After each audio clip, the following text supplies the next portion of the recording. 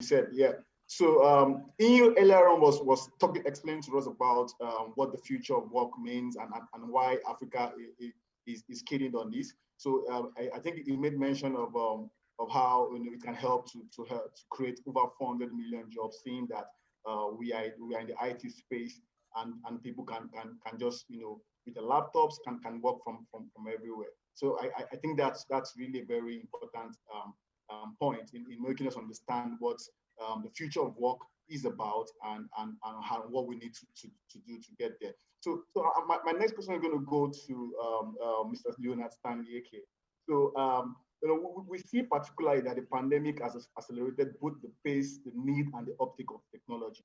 And having built a business, at the beginning of the previous decade yourself, so can you take us through what digital readiness, was like in that era, and how much of that has fundamentally changed during the, due to the emerging fourth industrial revolution?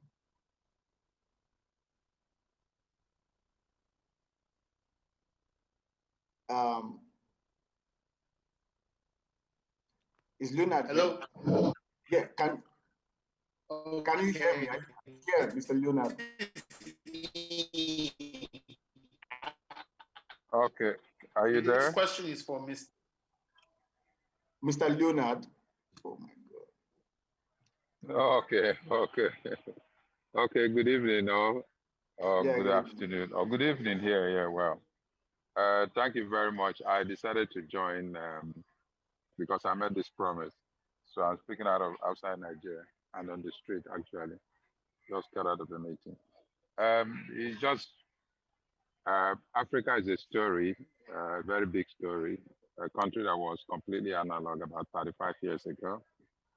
And I was somehow a victim of it because I was reading computer science at postgraduate level. And I was asked to discontinue if I must come back to Africa because Africa will not see digital innovations in 30 years. And we had that understanding, and I left the course. It made sense, but I came back again to it. Nothing existed 35 years ago, but we've seen a build-up over the years. The workers are analog, the infrastructure didn't exist, but I could see a will, okay, to survive. But like the biggest problem with digital, with technology is leadership of African countries, the political leaders. Either they are too old, okay, or not too educated. And in fact, they didn't have a need. Africa did not have a need for technology until recently. So the very few companies automated in the last 15 years, and we forced a whole lot of it, including the educational sector, including our elections, which today has a level of sanity. So it was very hostile to technology. But the strategy we did was to start with training. And then we started with the media houses. Okay, so we computerized, we brought Apple into Nigeria, a country like Nigeria, and we computerized all the newspaper houses, book publishing houses, okay? And then I went into the oil companies. And then the advertising agencies. And because we created that miracle with the media and multimedia organization, they are like Doubting Thomases. They help to sell that message, okay? Now that message, we started from first common sense until free educational system. The government started embracing it, but loudly, I must tell you, across Africa. South Africa has done well because my partner has also been building for them, even during the apartheid. So this is the experience. Nothing existed. The infrastructure wasn't there. Even if you have to implement, the cost doesn't make sense. It was better you use the analog platform to execute. Okay, otherwise you lose more money. And who were these people who would encourage you? The money bags, they didn't see it as a need. And frankly, the need didn't exist until very recently. We have some of our kids out of good universities abroad, okay, and some of them who saw it as a priority for faster money decided to embrace it. I mean, the deficiency is still there because I remember the last 15 years, I designed all the projects in the Nigerian university and providing them internet. The government pays for it, but it's underfunded. So where you have 35,000 students and they create a digital lab with 100 computers, and most times the teachers carry them home. So this is where we are coming from. But a lot of us, okay, determined, okay, to bring it home to domesticate it so that we can remove the mystery. When I launched it 34 years ago, I said demystifying technology. And all the big men in Nigeria were there, but they didn't know where they came from. I mean, I remember they calling me all the newspapers saying, a miracle child, a magician from America. And I didn't even come from America, I came out of Britain. So this is where we're coming from, but I don't like the negative news. Okay, I like to be positive because entrepreneurs in 21st century are very positive people. Have we impacted reasonably? We have. Okay, the telecommunication, the advent of telecommunication also helped to reduce the cost of communication, internet, and then people started seeing the need. Security also helped. Security challenges in Africa also help. And also people now to get jobs, quality jobs, they saw the need and then they started embracing it. But when you look at the percentage, the figures I read in the papers, quite a joke, okay? But I can tell you today, Africa is about 13 to 15%, okay? Reasonably computerized with decent knowledge. But there's a big market for Africa because we have energy, we are very smart people. Okay, so what I think has happened with COVID, let me come straight to COVID, that is injected common sense into everybody, including poor people, okay, who want palliatives. They have to communicate with you. So they are forced to adapt it. And what I see, Africa has a major problem in the global community. And that problem is the number of Africans who are really skilled, okay, to deliver. Because there's global standard. Even this afternoon, I wrote to somebody, if you must do it, spend the same time, anticipate global standard.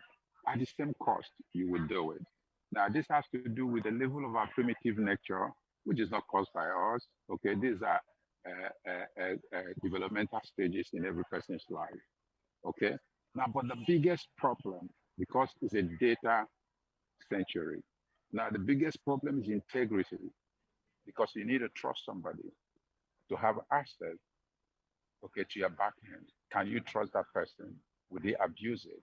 So why we think Africa, okay, has an opportunity, okay, to control the world. Can you trust them, okay, with data? Are they going to manipulate you? Are they going to sell your data? Okay, but we can't be absolutely negative. So, but I see huge opportunities. 20 years ago, I never thought of artificial intelligence. I lost money in it in China, robotics. But right now I'm trying to implement it in Lagos. And the first phase batch has arrived to create a world-class warehouse, 22,000 square meters, run with artificial intelligence and robotics to reduce pilfering. That is just the mindset, to reduce pilfering. So I see huge opportunities in e-commerce. Okay, people were stuck. Are we able to deliver? So Africans can do it, and Konga has proven they can do it. It's exactly the story about Paystack. Okay. All right. Okay. That So today is the biggest brand technically out of Africa, more are coming. Okay. So thank you so much. So let me put it this way. Mr. Leonard, thank you so much. Sorry, I had to cut you. So I mean, I know you have a whole lot of experience around what you're talking about, particularly given that it's been like a completely different set of face, you know, coming from the era in which you built, you know, your business empire around, and then what we're having now, and also seeing that you're also trying to also move, you know, along the trend. Right, so we're going to come back to that, right? So thank you so much, and I really appreciate that. Oh, I also want Ashish and Thakkar to also speak to that same question as well. So like, I mean, you probably might want to echo some of the thoughts of Mr. Leonard Stanley Ekeh, but I'd like to know what your own thoughts, are on this in terms of what digital readiness, was like, when you started, Mara groups, and how much of that has also changed, due to all of the emerging fourth industrial revolution that we're having, and all of that. Sorry, we can't hear you. We can't hear you. Thank you. My name is Mamodou Kolade. So I am I'm board member of Marathons, and I'm also director of external affairs. So I'm representing Ashish Thakkar. So just to say for Marathon, so Marathon is excited about job creation, especially in Africa. So given also the track record of Ashish Thakkar being one of the youngest entrepreneur, youngest leaders, and also being involved in development or promotion of employment in international organizations such as UN or the African Development Bank. So this is really exciting. So for Marathons, just to give just a quick update. So we are the first smartphone manufacturer in Africa. We have set up 2 state-of-the-art factories, one in Rwanda and another one in South Africa. And also I am happy to tell you that also we intend to also build a factory in Nigeria, which is really the biggest economy in Africa. So Marathons is really excited about job creation, and we put the smartphone so in the heart of the digitalization of Africa. So in terms of job creation, so of course being the first smartphone manufacturer in Africa and being in ICT, so we create highly skilled jobs, because we believe really that in terms of ICT, so Africa, can produce high tech, for Africa and for the rest of the world. And we are banking on the change of paradigm, so in the mindset of government and stakeholders in Africa. We are getting rid of the old ways of thinking or doing trade, whereby Africa is consuming what is not producing and producing what's not consuming. So we say we African, we can do better, and also we can produce high tech for us and also for the rest of the world. So this is we need really to stop creating jobs abroad. Just for example, by 2024, so Africa will have like 900 million smartphones users. So over 900 smartphone users. So no company really was manufacturing smartphone in Africa. So this is a gap that we can fill in, and also create jobs in Africa and stop creating jobs, for other countries, so outside Africa. So we are banking on this change of mindset, and also we are banking on the fact that Africa has youth. This is a continent of youth. If you see the median age in Africa is 19.77 years. So we have a relatively young population, and population is also growing. The young people are really tech savvy.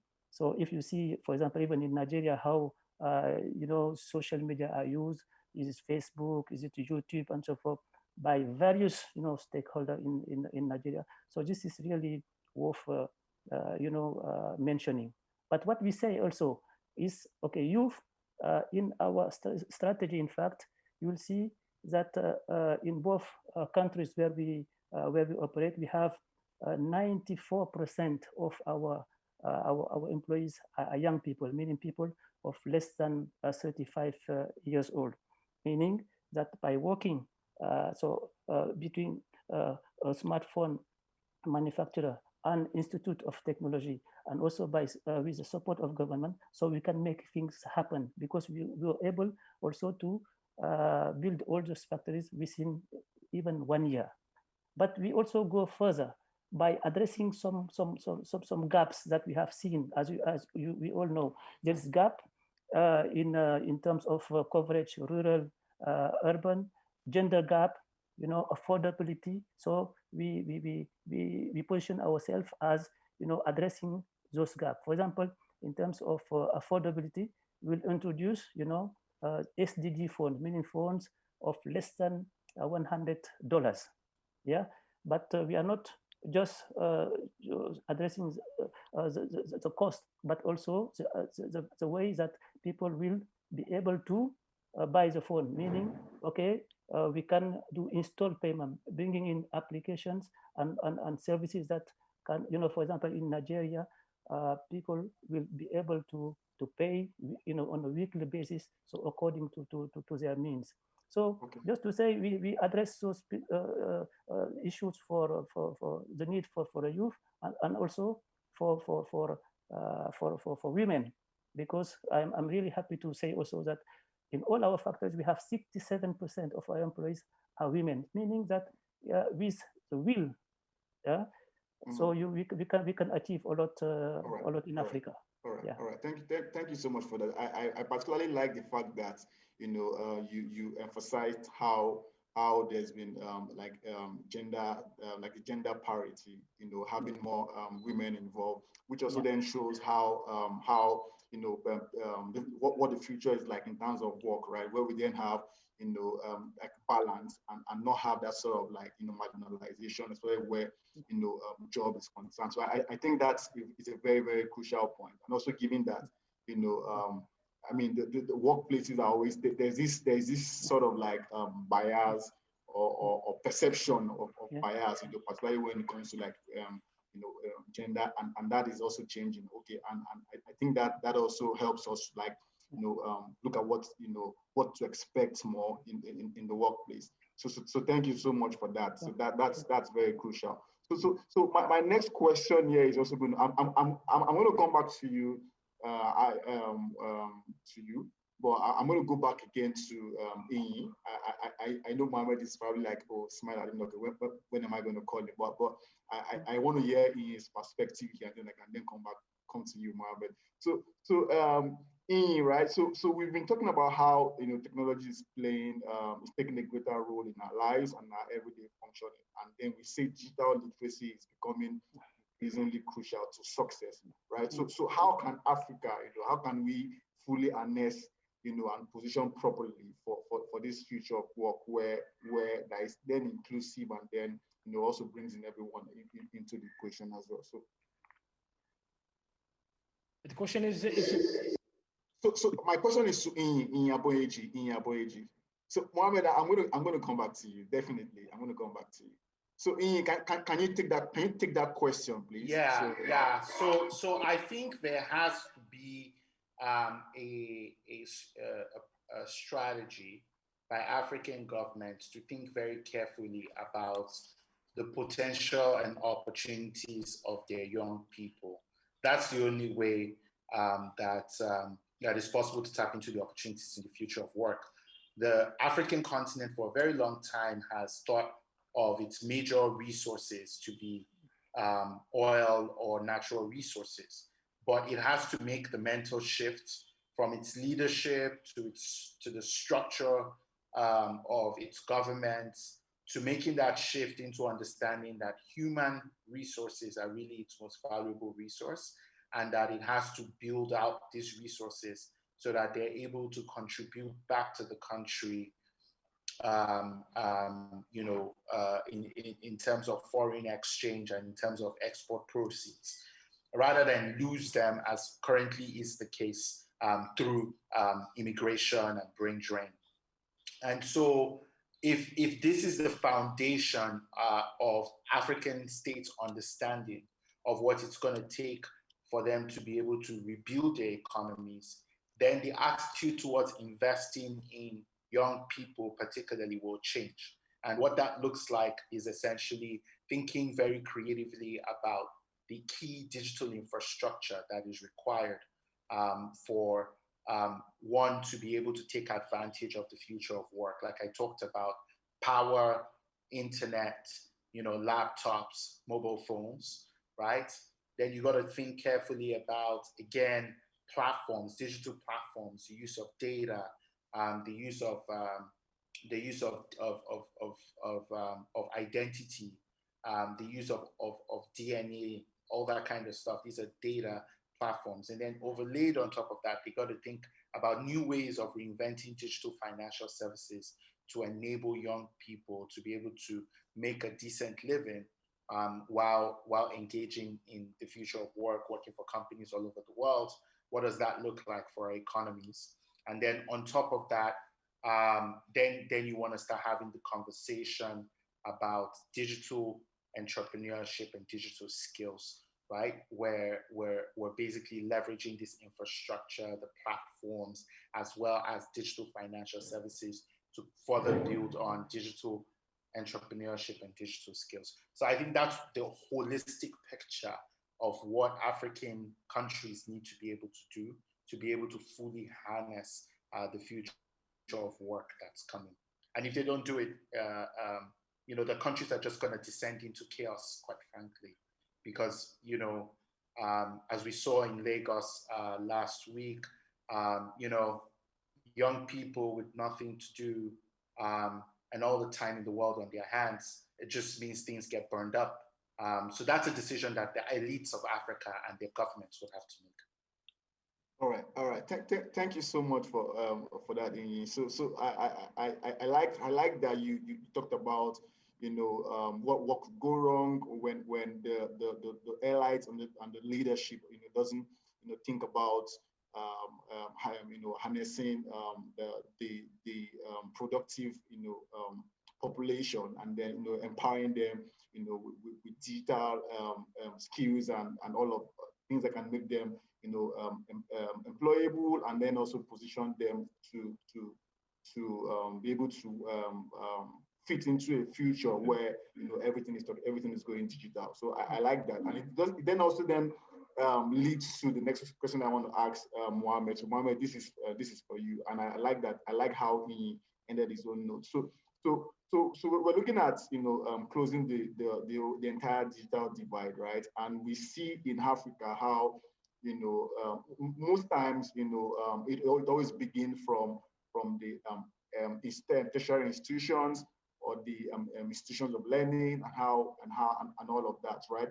So for you, right, if we're to close that digital divide, right, and drawing from your own personal experience and then global experience as well. So what are the chances of having an African institution, right, that prepares both learners and then workers for the future of work? So, I mean, what are the chances, given what we have on the ground, given the economic situation of Africa, given the political situation? What are the chances of an Africa, building institutions that prepare, or having institutions that prepare both the workforce and as well the learners for this future that is inclusive and beneficial for everybody in Africa as well? Yeah, thank you very much. I would like, as starting my answer, to reposition ourselves in the current situation. We are currently in a crisis, or what people call as a crisis. But from my side, from our side, it doesn't look like a crisis, because it's a problem for few sectors, but some other companies are skyrocket right now. Some other companies are prospering. Talking about Zoom, for instance, Facebook, Apple, Tesla, the success stories are too many to count now. So where is the crisis? And this will lead us to my answer. Because why, in this situation, which was a kind of hazardous situation, this happened very quickly, some companies being able to take profit of it, and some others just collapsed, and others closed even. So what these companies do have right now? So these companies, the successful companies, did prepare themselves for the transformation. So they adopted this transformation, because what we are living now is not a crisis, it's a change. So the world after COVID-19 will never come back to what it was before.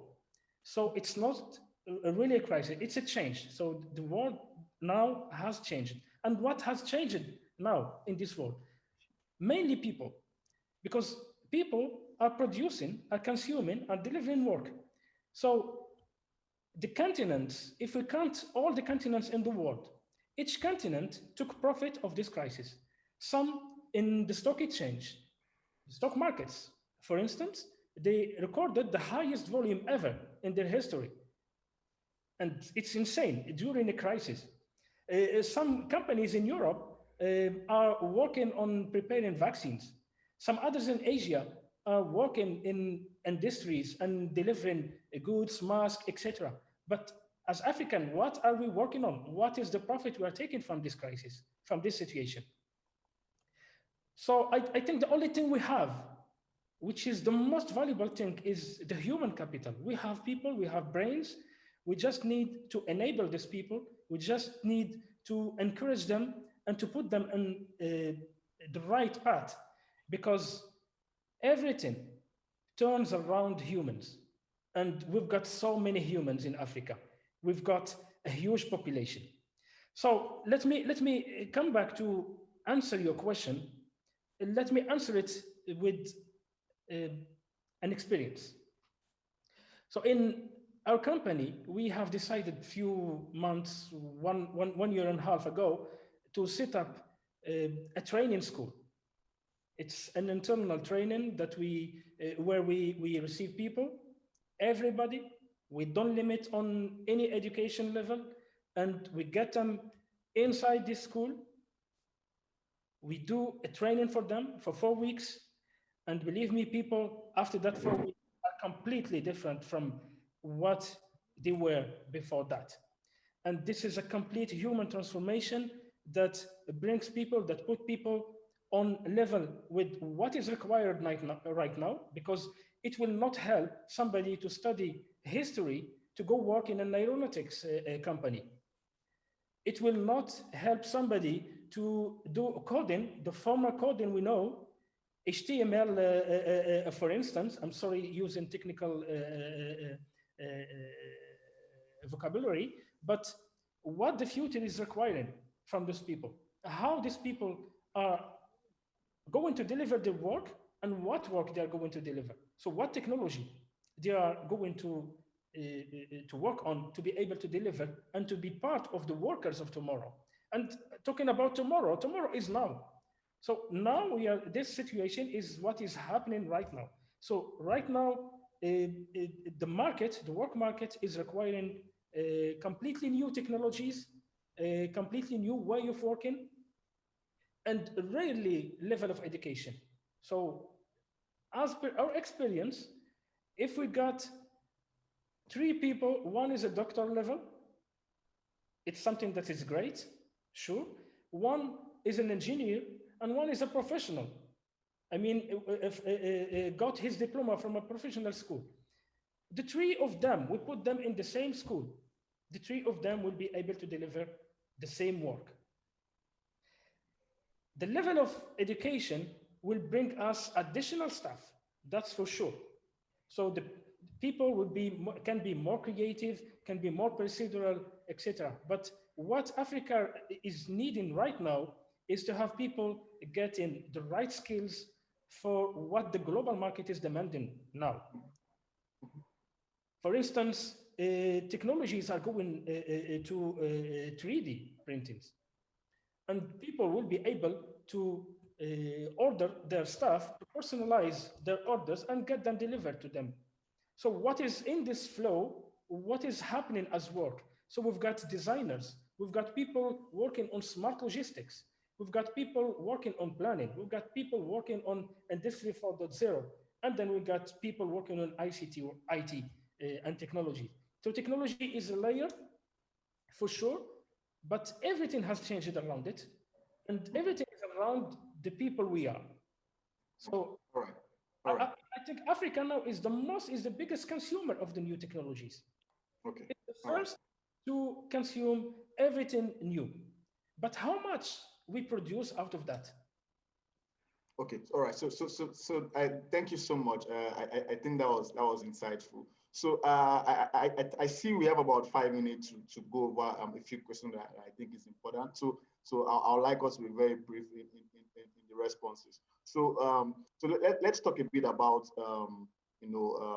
what's I mean more on the future of work, right? So we see in advanced countries where a lot of big tech companies are bringing in remote work, and then they bring in a lot of strategies to sort of like make it fit. So again to you, Mohammed, in Africa, what kind of complementary strategies do we need to incorporate to ensure that that this future of work for Africa actually works? Very brief. Yeah, I think we need to be more structural in our thinking. We need to encourage people go into the entrepreneurship, to start to do startups, to be more creative, and discourage people from going to what I will call the public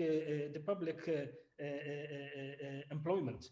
So we need to get people, when people go to the entrepreneurship, they know that they will live skilling up. They will skill up themselves every day. They will be up to date every day, because there is no government on earth who can deliver the new technologies. Technologies are every day.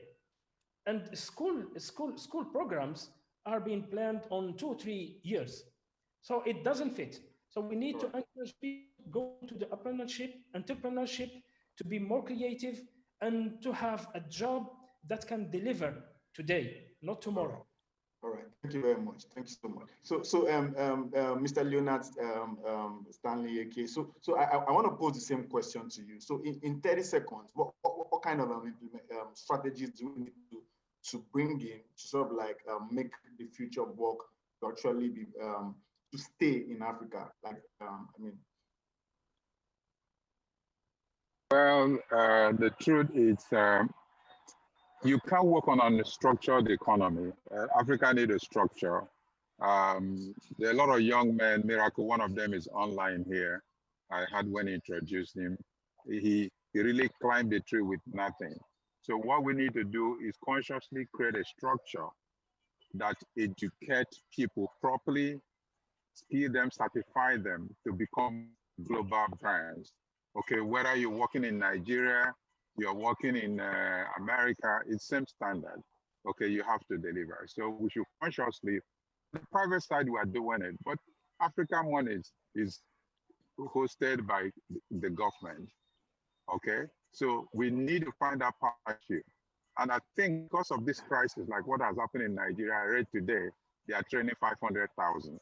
On what are they training them? We have young men who have established platforms, credible platforms, who can train some of these people, because every African is what is there for me in this training. So this is just what I think. There are huge opportunities, but it has to be structured. Otherwise, additional confusion. Thank you. All right. Like a structured system and environment that allows things to work. So thank you very much. So I'm going to also let you take off the next question. So I mean, we see that already there are some of these things are already beginning to happen, even though it's not a very fast pace. And again, we see some being left behind. So how do we then address the needs of those left behind? 30 seconds. I also want Mamodou to also say something about this. But let me start with you, Mr. Leonard.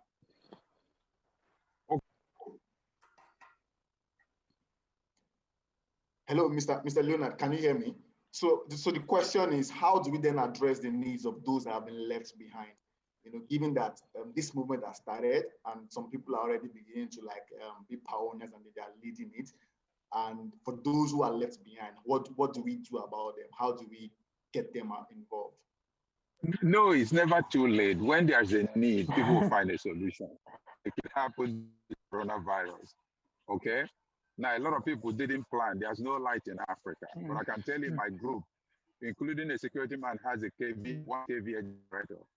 So if he's at home working, if he has no light, how is he going to power his system? Right now, I can tell you I've had 2 meetings with 2 MDs of global PC producers.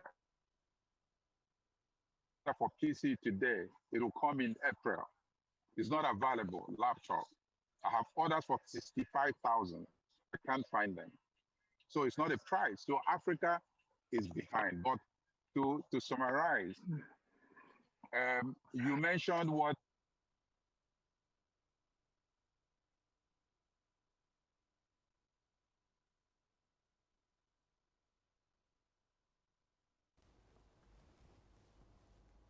a bit of technical difficulty there. Hoping to get them back, so we'll be back on track. Okay, back to you, Ifeanyi. Hello, Ifeanyi. Can you hear me? If they had creative support from government, it would have been world-class. But let me give you an example. I did something, Zinox Institute of Technology, with Microsoft. So, Mr. Leonard, I would like it to be very brief because we just exceeded our time, but I want to just capture all of these things. Okay. So what I'm saying is, if we set up properly structured training centers, okay, we can turn around these people and make them better people. And that's why I said we can leverage on global structure like Microsoft and Co. I've done one, 100 people, not read computer science, and they're off fully employed, okay? And they are earning 3 times what they would have earned, okay, if they got jobs. And they're hotcakes in the market. Thank you very much. All right. Thank you so much. So Mamodou, can you just give us like a 30 seconds, response to that in terms of those who have been left behind? 30 seconds, please. Okay, so this COVID-19 have really highlighted something important. We can be mobile, we can work everywhere, and basically we see that there are a lot of opportunities, especially here in Africa. Lot of opportunity for especially the youth and especially also the women. So we think that we can tap and create more jobs through development of entrepreneurship. Yeah, we have entrepreneurship program. This young entrepreneur with people who have more experience. It's also to show that the youth or people can tap the opportunities. For example, as you know, we have apps for local hailing taxis, for example, and you have seen also in many countries that even motor drivers, like I think they call it Okada in Nigeria. So they are using smartphone and application, okay, to be to be more efficient. So there is a really opportunity here to develop, so SMMEs, because in Africa, as you know, more than 90%, 99% of enterprises are SMMEs. So there is room really to develop. But all based. But I very much capture your point, and I'm sure the viewers has also captured that. So I know I've exceeded my time, but can you just give me 30 seconds to just tell me in terms of speed, how fast do you think we need to go as a continent? Do you think we need to go very fast, or do you think we need to go as slow as at our pace, as quickly as you can give me? Well, we don't even have a choice in terms of going fast, right? Like, we need to have done all of this stuff yesterday. Like I was saying earlier in my remarks, what happened in Lagos earlier last week is just a small indicator of what happens if we don't, as a matter of urgency, engage 286 million kids out of school. They're going to be the next wave of young people that are going to destroy everything that we build if we don't find ways to engage them in productive work. So, it's for the elites to make a decision, really, about whether they want an Africa where they can actually build things and make money. If they don't handle these issues as a matter of urgency, then whatever they are building is literally just going to be blown away. All right. Thank you so much. Thank you so much for all of the wonderful and insightful comments and response. I know this is really good, and a lot of people are listening. So thank you very much. So Nancy, back to you, please. Back to you.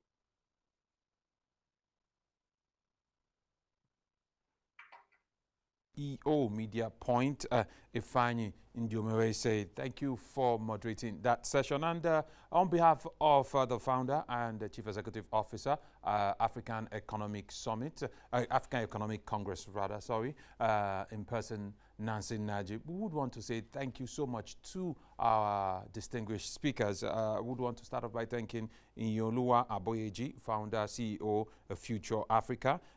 Also, a big thank you to the chairman of Zinox Group and chairman of Konga, Leonard Stanley Ekeh, Ashish Thakkar, founder Mara Group and Mara Foundation, ably represented by the Director of External Affairs, Mara Phones, in person of Mamodou, Kolade, and also the CEO BC Skills Morocco, in person of Mohammed Jabba. And once more, thank you, Ifeanyi Ndiomewese, for a wonderful moderation. But before we